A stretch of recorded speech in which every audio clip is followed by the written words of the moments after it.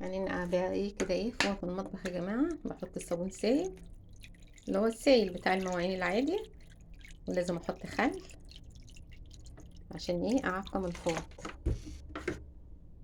يعني ايه هي ايه روتين، يعني ايه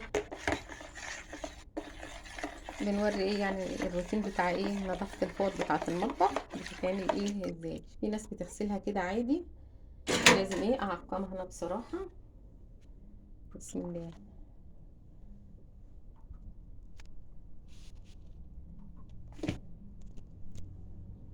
ما ينفعش بصراحه اغسلها كده ابدا، ولا احطها مع غسيل يا جماعه.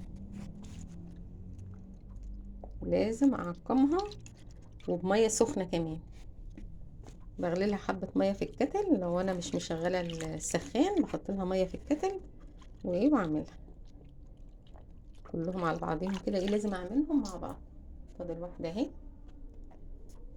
وعلى فكره بسيبهم كده لاخر النهار يا جماعه، مش بغسلهم على طول كمان. بعد ما الوقت هركنهم على رخامه المطبخ على الحوض كده، واسيبهم بقى ايه لغايه ما اخلص كل الشغل اللي ورايا، يقعدوا حتى لاخر النهار مفيش مشاكل. عشان ايه ينضفوا ويبقوا جميل. اهم حاجه ايه النظافه كده ايه.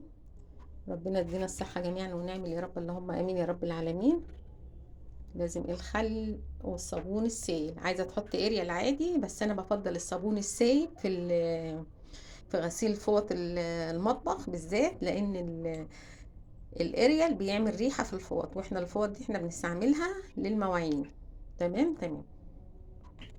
احنا عشان ايه حاجتنا ما تبقاش كارفه. اهم حاجه فيها الخل اللي بيعقم. تمام تمام. ربنا يدينا الصحه يا رب ونعمل جميعا، اللهم امين يا رب.